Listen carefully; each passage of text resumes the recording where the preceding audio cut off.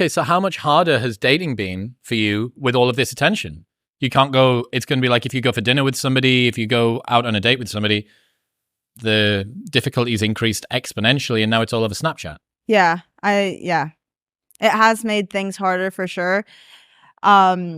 Especially if like, you know, the person you're seeing or you're with doesn't do what you're doing. So they don't understand that sometimes, like for me, like I don't drink, but going to an event, sometimes I have to go because I think like, oh, what about the business connections I could make from going to that event, or the people I could meet or whatever, not in a, you know, not in a relationship intimate way, but in a business relationship type way. And I feel like sometimes it's hard for, you know, people that aren't doing this to be like, well, no, you don't have to go to that, or you don't have to go to Vegas for this, or you don't have to go to Miami for that. And I'm like, well, no, I don't have to, but I feel like there would be connections there if I did go. Also, I suppose if someone isn't in the industry, they get injected into this level of surveillance and scrutiny that you have that they didn't sign up for. Yeah. And now you're like, oh, why don't we go see Oppenheimer or whatever? And you go, oh, by the way, people might like come up and ask you to take a photo of them with me. Yeah, that's interesting. Talk to me about guys your age. There's like this a fucking moral panic on the internet about Gen Z men, especially. They're pathologically fapping their way through a Monster Energy fueled video game and porn binge. Like what are Gen Z guys like? The ones that you either grew up with or sometimes try and speak to with regards to dating or anything. How do you categorize them? How do you classify them?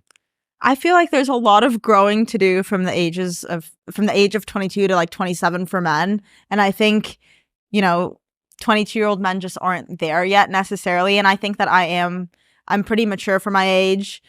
And I think the guys that I've countered for the most part just aren't there yet. They're just immature, maybe caught up with kind of a younger mindset. Yeah, so what are they doing? Like what are they prioritizing? What are they concerned about? I think they prioritize friends a good amount, which isn't a bad thing. I'm just saying friends a lot, partying, going out, you know, drinking. I wonder how much of that's an LA thing. I think a good amount of it might be an LA thing. I think if you go like to a rural town in Kansas, maybe it's not as much. Yeah.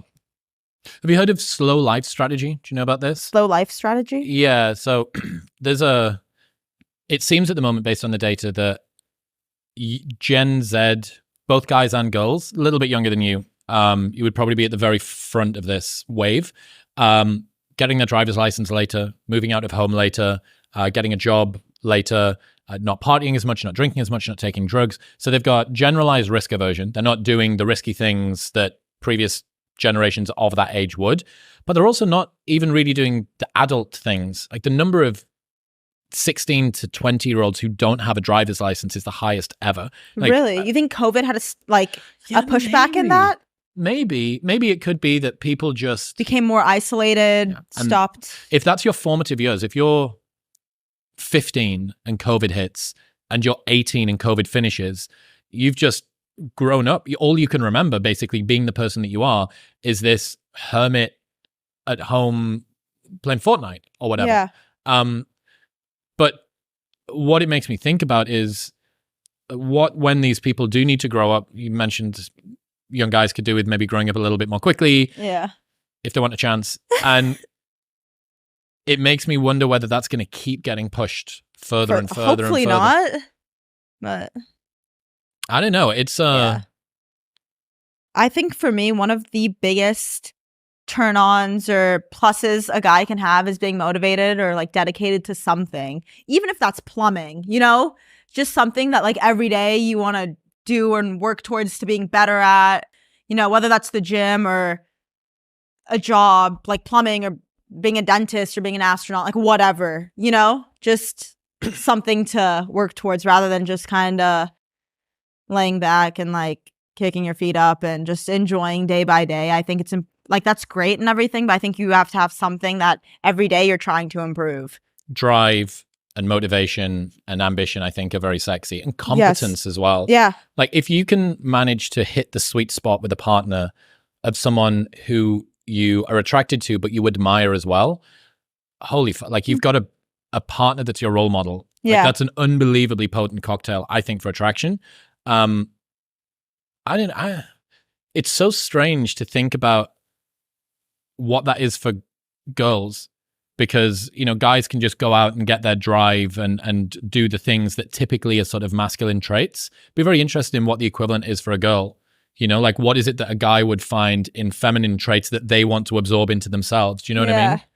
I don't know. One time I was on Brad's pod and I was like, oh, like, I don't cook or clean. And then everyone was like, I still don't live those comments down. I'm like, okay, I've been practicing now, but I will never live those comments down. Like, oh, like, why would you ever want her? She can't cook or clean. Jesus Christ. Well, just get a maid. If you're that bothered, like, you don't need a wife, you need a maid. Yeah. I was like, bro, I'm not going to, I mean, I don't think I could ever see myself doing someone else's laundry. Maybe my mother's, but my partner's, never.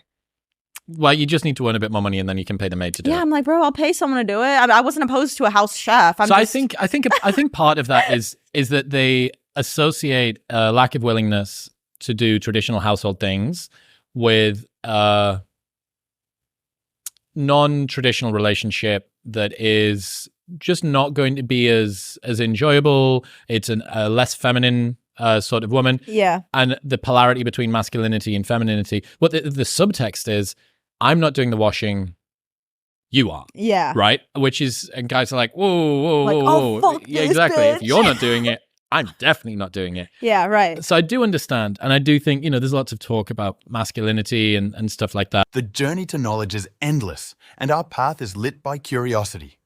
Subscribe to join us on this quest for wisdom and discovery.